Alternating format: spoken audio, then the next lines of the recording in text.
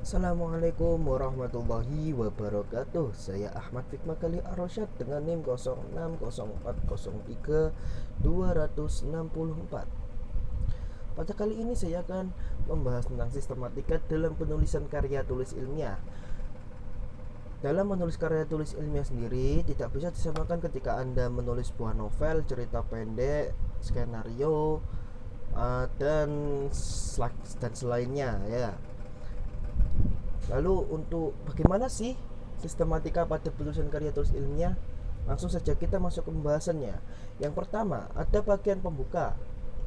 Adapun bagian pembuka yang ada dalam karya tulis ilmiah terdiri dari satu sampul, halaman judul, dan juga halaman pengesahan, dan juga ada abstraksi dalam satu atau dua bahasa, kata pengantar, serta daftar isi.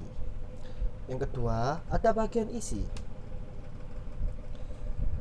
Dan bagian isi harus terdiri dari pendahuluan adanya latar belakang masalah, terus rumusan masalah, batasan masalah, dan pembahasan tujuan dari penelitian ini dilakukan, terus manfaatnya, sistematika penulisan dan signifikasinya, serta metode yang digunakan.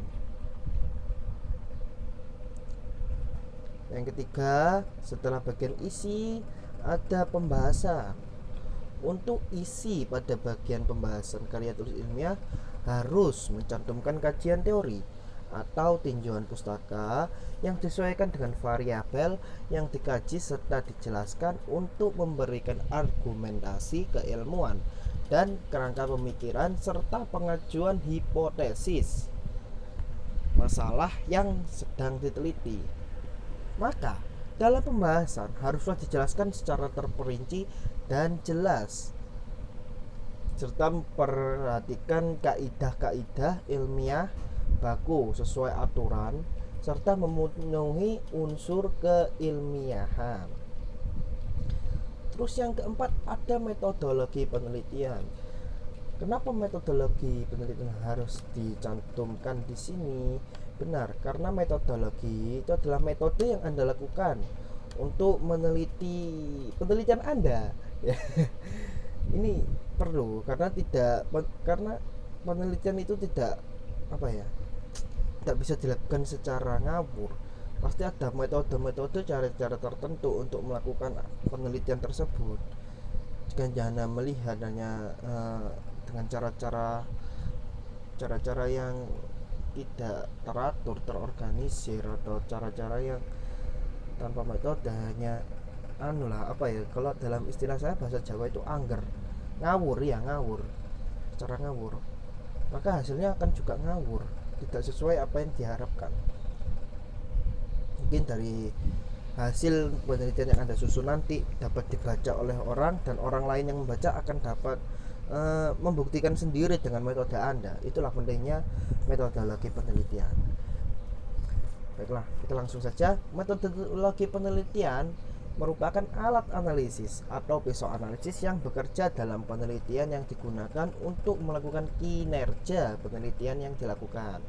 Pada tahapan metodologi, kita perlu mencantumkan waktu ya dan tempat objek dari penelitian.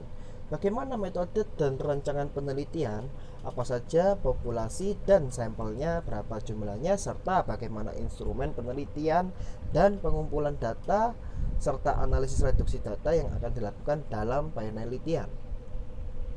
Sehingga seperti yang saya katakan tadi, jelas arah tujuan serta maksud dari penelitian yang Anda lakukan tersebut, tidak ngawur hasilnya. Selanjutnya, yang kelima dari sistematika penelitian, ada hasil dari penelitian. Ketika penelitian sudah selesai dilakukan, pasti ada hasil. Nah, hasil itu tersebut harus akan dicantumkan di sini. Baiklah, akan saya jelaskan tentang hasil penelitian.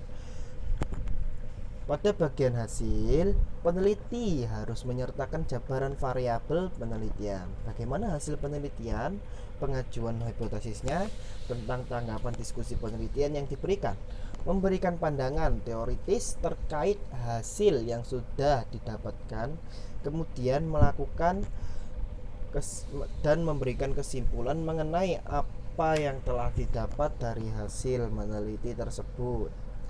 Setelah hasil penelitian dijabarkan,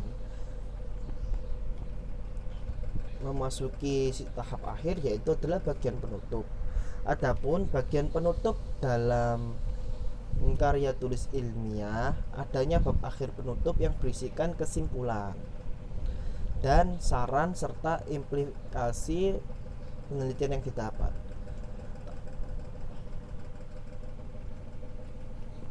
Disimpulkan apa yang sudah Anda jabarkan tadi, disimpulkan dalam beberapa kalimat tidak panjang-panjang yang mana dapat dipahami oleh pembaca. Selanjutnya ada bagian penunjang.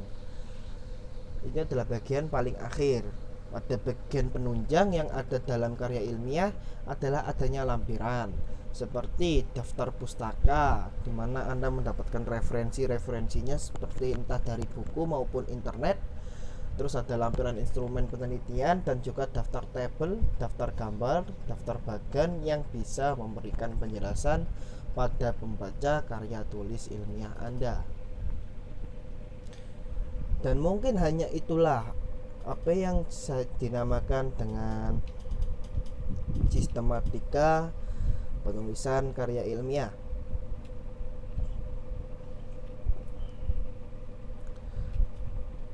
Untuk bonus, saya akan ada tahap apa ya, tahap-tahap atau langkah-langkah dalam membuat karya tulis ilmiah. Pertama, sebelum Anda menulis karya ilmiah, yang pertama adalah tahap persiapan atau perencanaan. Dimanapun Anda akan melakukan sesuatu, pasti Anda sebelumnya akan melakukan sebuah perencanaan.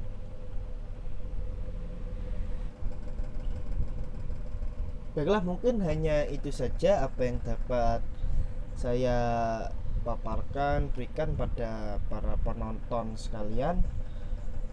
Mungkin Anda bertanya-tanya, kenapa kok dalam bagian saya menutup sesi ini dengan pas saya menjelaskan tadi ada seperti kejanggalan terpotong dalam video.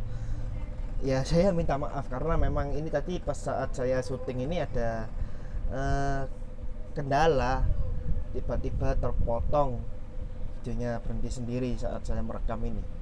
Terima kasih, serta saya sampaikan terima kasih kepada para penonton. Semoga apa yang saya jelaskan di sini dapat bermanfaat. Dan mungkin cukup sekian dari saya. Wallahul muwaffiq ila aqwamit thoriq. Assalamualaikum warahmatullahi